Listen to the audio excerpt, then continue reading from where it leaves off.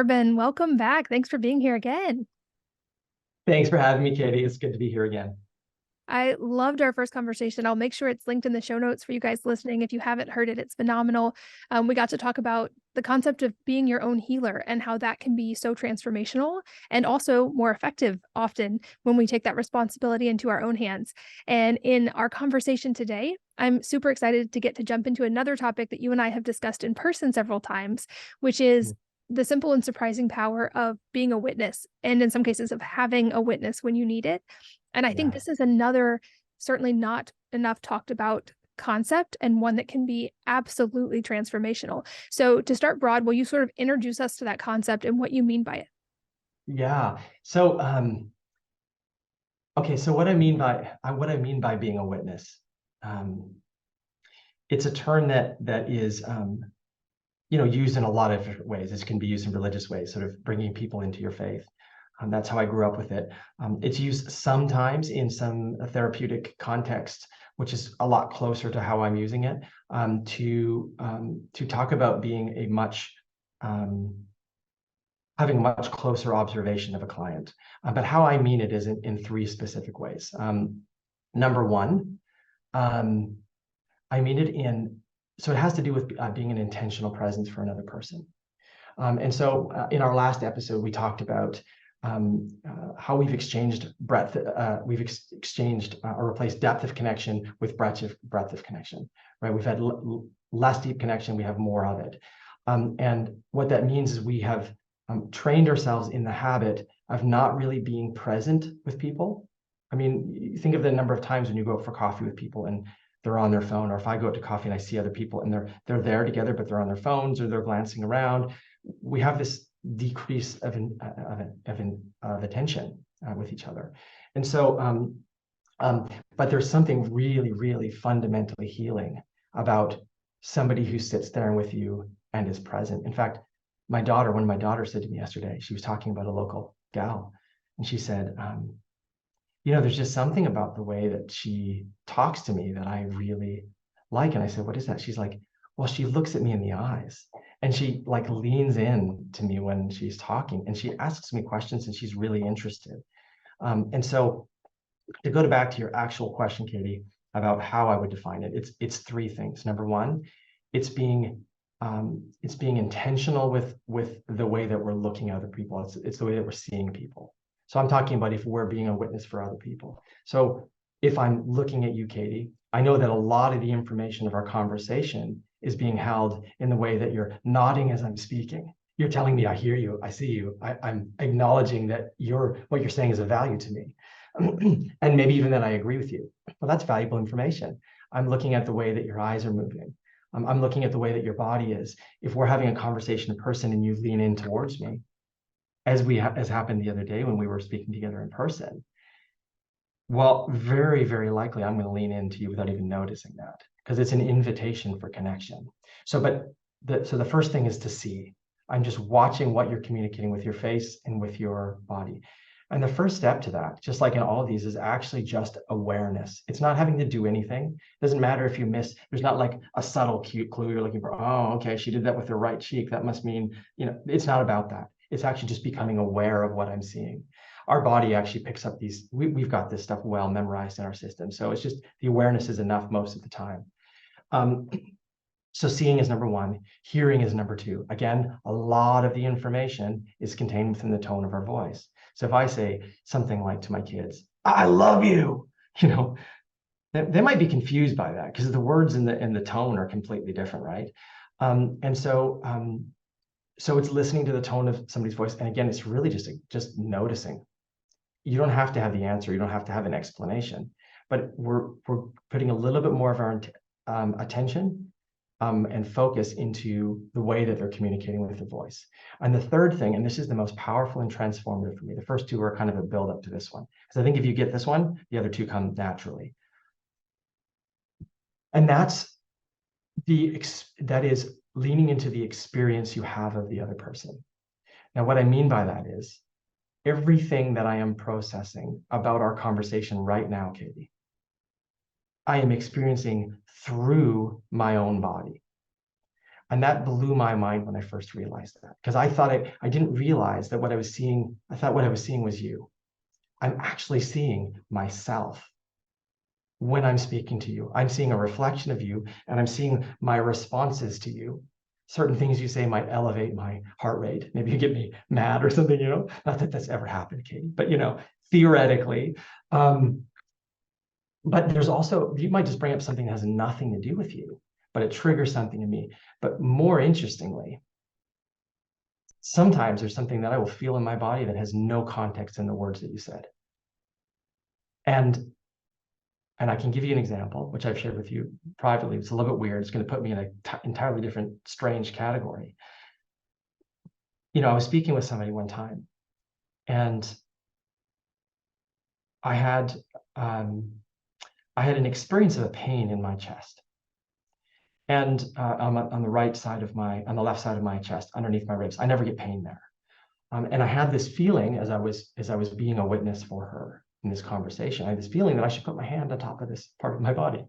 I was like, oh, well, but what do I have to lose? So I put my hand on top of on the top of my body, and I felt a little bit of heat under my hand.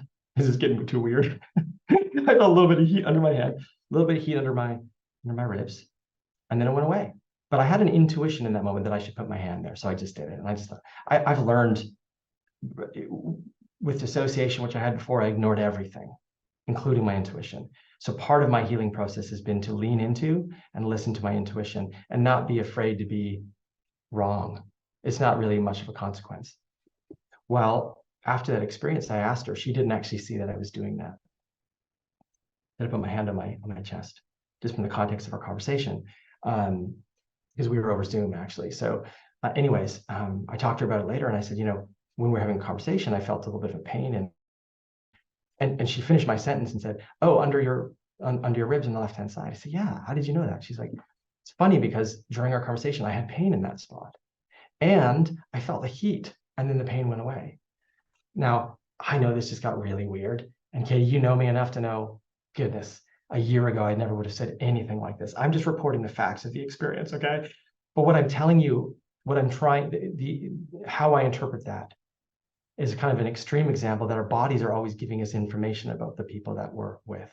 So if we can tune into our own experience of somebody else, we can serve them in ways that we can't even imagine that we would have been able to serve them. And that means we get to be a part of their healing process. Now, to our last episode, I don't think we ever heal anybody, but we can be part of their healing process. We can be a resource for them to find their own healing. And so it might not always be that extreme. In fact, it probably isn't. I've never had that particular thing happen any other time.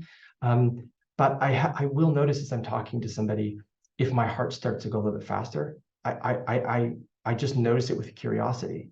And it brings up questions in my head to ask them about, like, I'll say things sometimes like, what are you experiencing right now? Because I'll notice that I'm experiencing something. Nothing visually has happened. Nothing in their voice has happened as far as I can tell. But I've noticed something change in me that doesn't feel like my own experience. And so I'll ask them about that. And very, very often, as you learn to tune into this, they'll say, oh, how did you know I was experiencing this, or this memory came to me and it made me feel a certain way? And so when I talk about being a witness, it's about tapping into those three different things. And it's really, the intention is to be of service to other people. But also, when we do that with other people, we are also teaching them how to be for us. So it actually creates community and connection. I have noticed that when I spend time with people and I'm intentional about being a witness for them, that means like seeing them, hearing them, experiencing them in that moment, exactly as they are, with curiosity and no judgment. That's the recipe right there. When I do that, I started to notice that my friends do that with me as well, without even knowing that's the process. And I'm sorry, Katie, I've kind of gone on for a minute, but I'll make one sort of small other point to wrap this up, which is just to say that so much of the wounds that we've experienced in our lives, I'm not talking about the car accidents, those kind of things are different and difficult. But most of the wounds that many of us receive in our lives are relational wounds. They're wounds that we have in relationship to other people. Oftentimes it's our caregivers because they're imperfect. Sometimes it's just our friends because they're imperfect. But there was this central idea, which I 100% believe, that everything that is harmed in relationship is healed in relationship. And the fastest way to find ourselves to relational healing is in the intentional presence of one another. And that's what witnessing is, being a witness. I love that. And I think this has compounding important effects in actually so many areas of our life. But I love that you said curiosity, not judgment, because that is a Walt Whitman quote as well. And it's referenced Oh, in one of the only TV shows I've watched and that I love, which is Ted Lasso, for people who haven't watched it. But he has a whole speech about approaching things with curiosity, not judgment. And I think in the rule of 80-20, this is what gets us 80% of the way there, is just simply approaching things with curiosity. And like we talked about in our first conversation, of finding the beauty in everything and being overwhelmed with the beauty in life, I've noticed when I can approach things with true curiosity, especially a childlike curiosity, like a conversation with someone, those tend to be the moments when I am like almost overwhelmed to the point of tears in the beauty of the other person or the beauty of the experience or whatever it may be. I think it really highlights our ability to tune into that. You also mentioned intuition. And this was something, it is something that I've been also learning to tune back into in my own life. And I know both of us would probably say that our, tolerance for the woo has increased in the last few years. But what were some of the ways that you learned to begin to tune back into your intuition after perhaps not tuning into it for a long time? well, definitely not. Not even perhaps. I was definitely not tuning it for. In fact, if it was my intuition, I knew it was wrong. I assumed it was wrong. And the reason for that is actually because in my particular story, there was some childhood abuse, which the way to deal with that is very often for the child to say that the parents are right or the caregiver's right or whoever did the thing is right, because your survival depends on your sort of getting along in that system. And therefore the thing I'm feeling or experiencing must be wrong. So that becomes a neural pathway that we tread over and over and over again in interest of our own safety. So it makes perfect sense. It's what I would call a miracle of adaptation. It's a wonderful thing to be able to do. But it also means that as you get older, you develop the sense of my intuition is not trustworthy because it told me that thing was wrong. And yet here I am, I was able to maintain food on my table. And like, I was able to that was the thing that was necessary for my survival. So obviously it was wrong. So to answer your question about how did I start stepping into that, we touched on this in our last episode, but I had no intention of being connected to my intuition. I just thought I didn't have a good intuition. That's what I believed. It actually came from just listening to my body, starting with the things like, oh, when am I hungry? When am I tired? But also listening to my emotions and giving them room to be expressed, but also noticing where those emotions, this was like kind of the path, starting with those things, the physical sensations, but then looking at where are the emotions in my body and what do those actually feel like? And starting to trust, I think this was a really, really big part of this. Starting to trust that everything my body was communicating to me was actually in my best interest rather than being, and I know it sounds weird, but I kind of figured my body was just being, I probably can't swear, but a jerk. We'll say a jerk. My body was just being a jerk, But as I started to accept that everything my body was doing was just information, and it was information provided for my benefit, and started to be able to listen to it, and again, especially the emotions and where it was happening in my body, I started to get these little senses about things, Katie. And I didn't know what to do with them at first. In the very beginning, they were about me, they were about my story, they were about what was necessary for my own healing, because it was a critical time for me after I was diagnosed with PTSD and I was suicidal all the time. I have a family and kids, and I needed to figure that stuff out. And so the intuition started to come in as information about the things that were necessary for my own healing. Now, to go back to our last topic, we talked about your own healer. You are your own healer. Being able to access your intuition, to listen to what are the things that are actually right for your own healing. This is probably true in a physical sense too. You would probably have a better idea than me. But you're like, oh, why do I feel like I need more carrots? That's weird. Maybe I should have more carrots and see what that does. I'm just making that up. I don't know if anybody has a craving for carrots ever, but But when it comes to mental health, for me, it was like, I actually feel like I need to let something out of my body. Like there's a sense that I need to like shake something out of my body. And so instead of holding that back as I always had before, I'm like, what do I have to lose? Maybe I'm gonna feel the sensation and let it, whatever's gonna happen, and things would shake out of my body, which is a common thing in the mammalian, with mammals, is to shake stress out. In our case, we're calling it trauma, but trauma is just a form of extenuated stress that stays in the system for a long period of time.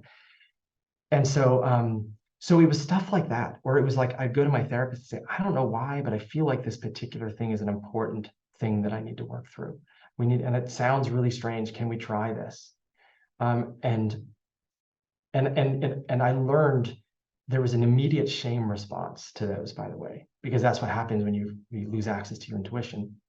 When you start to listen to it, it was associated with a shameful thing. So whenever I started to access my intuition, I felt shame. So I'd go to my therapist and say, there's this thing that I think would be helpful. I don't know, it feels really stupid though. And she started saying to me, Ryan, every time you say that, she started saying to me, Corban, every time you say that, I know that you're onto something, because you make really big movements in your healing whenever you listen to your intuition. So that was kind of like the starting place. And now, Katie, it's more like it's turned into this thing where, I mean, I don't know. It's not some. It's you used to talk about woo.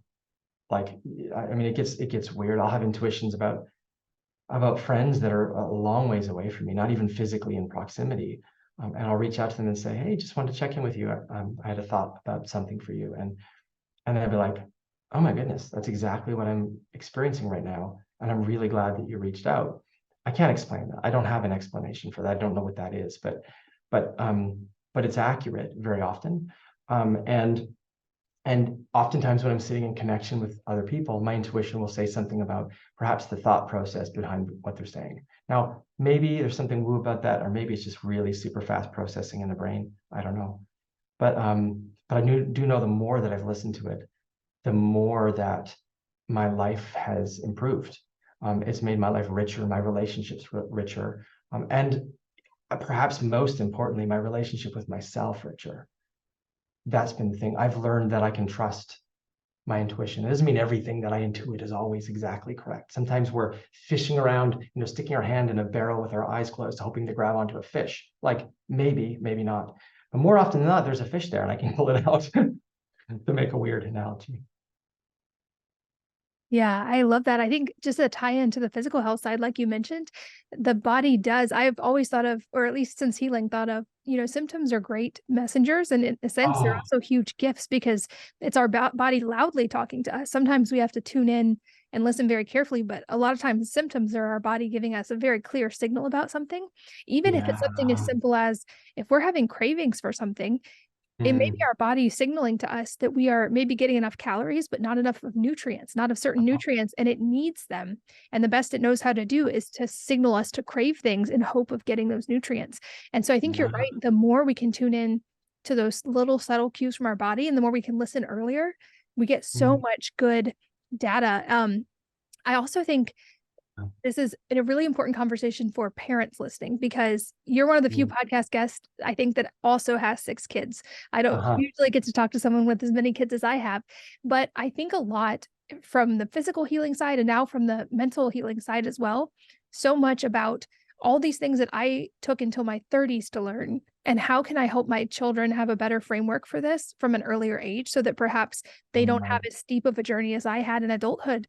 And I know you think about this as well, and we've talked about it, but I would love to hear how some of your journey in the past few years has influenced the way that you interact with your kids and perhaps try to help Sure. them build a framework here. I would guess the concept we're already talking about of being a witness, that to the degree Yeah. that we can show up to our children present Uh-huh. and curious and open, it probably helps them because we're modeling it, have the ability to learn that as well.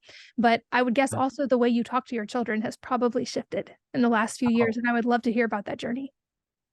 yeah, for sure. Well, there's a couple of things here, and I know it's not useful to dwell on this, but one of the things that brought up for me is the realization of the place that I'd been living in for my entire life, was not the place I wanted to live in anymore. I realized I was in a state of hypervigilance. I was easily irritated. I mean, I love my kids and they love me. There's, we have a good connection, but there was a sense of grief at first of realizing like, oh my goodness, if I knew it was possible to not always feel like somebody was about to physically stab you in the back, like you're always thinking, then I wouldn't be alerted by the sounds. I wouldn't find, all of these things that would have been,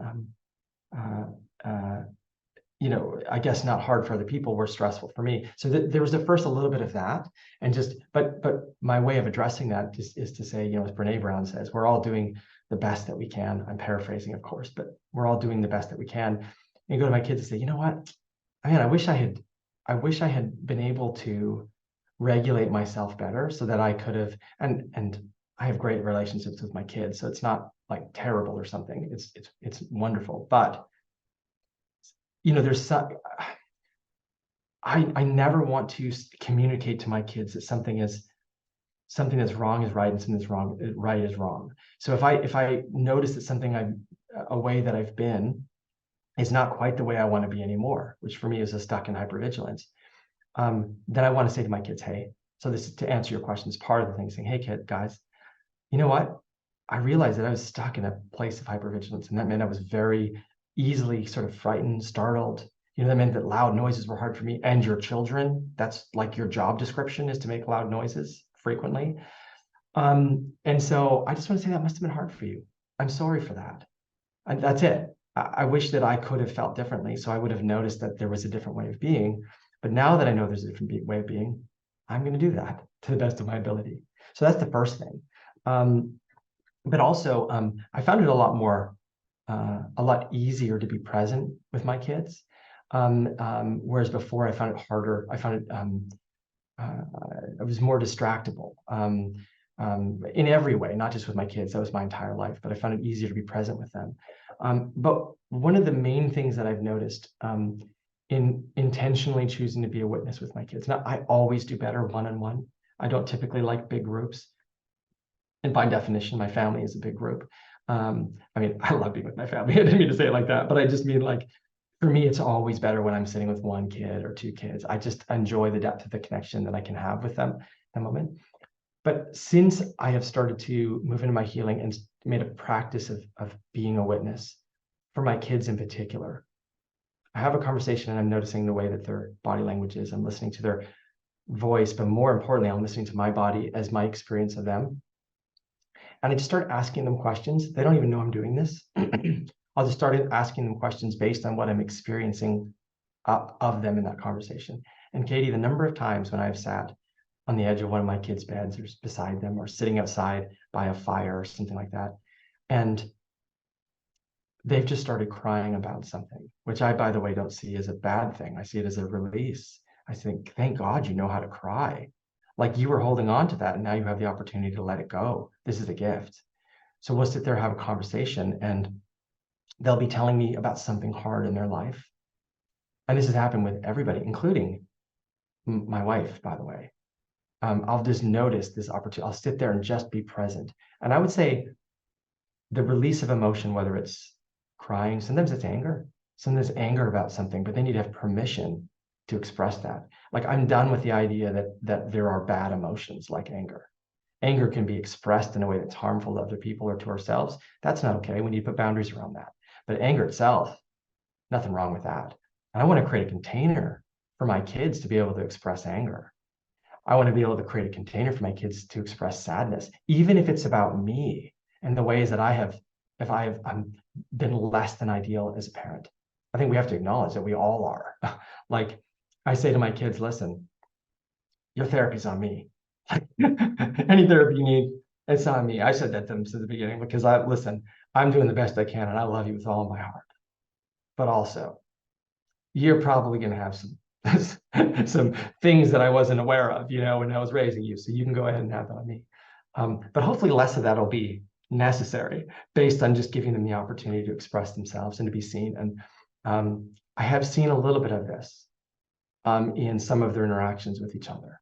I've seen this particularly with my oldest and the way that she interacts with the other kids, the way that she interacts with me even. She actually said something to me that's kind of part of my playbook. And I was like, oh, she's picking up some of this stuff. And so, yeah, so it's been really lovely to see that expressed in them, but even more so to create a container for them to like feel and express their emotions. That's probably the biggest thing. Yeah, I think to your point, the best gift we can give them truly is our own healing and our own self-regulation, because we're modeling it and giving them permission as well. I also love that you talked about not labeling emotions as bad. I think when we resist emotions, they stick around a lot longer. And as parents, if we can give our kids a safe place to experience their emotions, it makes them much less daunting and much less sticky. And also in how you shared the value of, I think, vulnerability and apology to our kids, that those moments when we can show up. I've done this as a mom too, and said, I really don't like how I handled that earlier today. And Yeah. I wish I had done XYZ different. I'm really sorry about that. Please forgive me. That also gives them permission to do the Yes. same. I think, Can I add something to that, Katie? yeah, please. 'Cause I think a really important thing for us when we do this process, you're welcome to disagree, but you're not going to. I think a really important thing for us is to be able to demonstrate making a correction in our behavior or labeling something as like not ideal without shame. Because I think if we come to them communicating with shame, we're communicating that if they do that thing, then they should be ashamed. And the thing is, we're all just trying to figure out how to make, how to live well. And so I just wanted to add to that. I think that communicating without shame is a really, really important part of that. I agree. And even when you talked about crying, I think it can be an instinctive parental response when a child's crying to be like, oh, don't cry, it's okay. And I know that the intention there, of course, is to comfort them. But like you, I'm like, this is awesome. You're feeling your emotion, you're expressing it, you're being vulnerable. And so even in like little ways of language, I think if we can help them instead label the emotion and help them instead be able to lean into feeling it in a safe way, or even little ways like asking them to learn to tune into their intuition when they ask a question, if it's about what they should eat or what they should do, turning it back on them and saying, well, what do you think? What is your body telling you? Or when they're having an emotion, like you mentioned in the first episode, where are you feeling that in your body? What does it feel Yes. like? Can you tell me about it? Is it sticky? Is it hot? Is it red? Is it, because I think that also helps them to have clarity and to stay in tune. My theory is that, like you said, babies are very nervous system regulated by their parents. And I think as they develop their own nervous system, they're very in tune with it. So it's not that we have to teach them that per se, as just help them not lose it. And so I think any little way we can show up for our kids like that can have a tremendous, hopefully, is my theory, and hopefully it plays out, positive effect on their ability to stay attuned as they get older.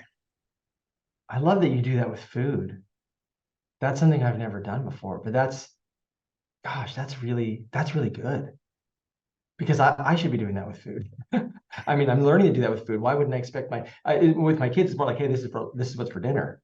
But I could see there being some value for them, teaching them to listen to their body of what they need, unless it always ends up being ice cream. Then maybe we need to have a conversation. Yeah, well, I think, education, but also letting them, or if they say at a particular meal, I'm not hungry, even if that Mhm. actually means I don't like that food, let them Mhm. honor that and choose not to Mhm. eat rather than force the food down them and make them Mhm. have the idea. Like I know people in my own life who had to get past as adults, the idea, almost compulsive idea, that I must finish everything on my plate because that's what I was told. And there's probably shame around wasting food. Oh, So yeah. instead, like, are you hungry? What does your body need? And with my kids, particularly if it's a protein or an extra vegetable or something, I will try to make them that thing, even if it's in addition to what I already made, because if they're listening to their bodies, I want them to be able to communicate well with their bodies. That's beautiful. Thank you, Katie, for that example. Well, and in our last couple of minutes, I want to talk again about Hope Guide, because we've Mm. talked a lot about being a witness and the importance of connection and how that's been shifted or lost in some ways in the modern world. And we Yeah. also know from the data that loneliness is more dangerous than smoking, that relationships and good community are actually more protective, more important than quitting smoking for longevity and for many markers of health. And I've made the argument before that blue zones, the one thing that they actually all have very strongly in every single one, is a strong community, and that perhaps we're trying to look at their diet and whether they do or do not drink wine to figure out why they live so long. Perhaps it's the quality of their relationships. And I know that in Hope Guide, you have such a strong mission to help people heal, to help people show up in relationships more authentically, to connect deeper, and that you even build that into Hope Guide. So just give us a little bit of info about where people can find that and how they can learn. Thank you, Katie. I appreciate that. Yeah. So they can go to hopeguide.com. That's HOPEGUIDE. My Canadian accent is coming out. And yeah, so first of all, we said earlier on in this episode that all what's harmed in relationship is healed in relationship. And so having the ability to connect with, for example, a guide or a therapist, we have both of those, but also with other people in community. That's part of our mission for helping people to lower the barrier of entry, is to find healing in community. They can sort of work out the things in their lives in community with other people. That provides an incredible opportunity for restoration of relationship in like a context where we're saying, hey, this is the way that we heal. Like these are the things that we heal from. And so we have like a number of different ways that people can, I mean, our mission really is to reduce the barrier of entry to healing. So, and so we constantly looking at new ways to do that. Like how can we make information more available and less, there be less of a boundary there. But, you know, information is helpful sometimes, and sometimes that's all we need. We have the power to do that ourselves, do something with it. But sometimes we just feel so stressed and so alone and like so unable to deal with it ourselves that we actually need somebody to hold our hand and help us along the way. And so that's what we do with our guides and with our therapists. Well, I have so much enjoyed this conversation. I think we will hopefully have many more follow-up conversations in the future because as I've said before, I think this piece, the mental and emotional health aspect, is at least, if not more important than a lot of the things we do for physical health, and also so intertwined. And so I love that you're bringing a voice to this conversation and bringing guides to this conversation. It's always such a joy to talk to you. Thank you so much for being here. Thank you, Katie. I appreciate you. And thank you for listening. And I hope you will join me again on the next episode of the Wellness Mama podcast.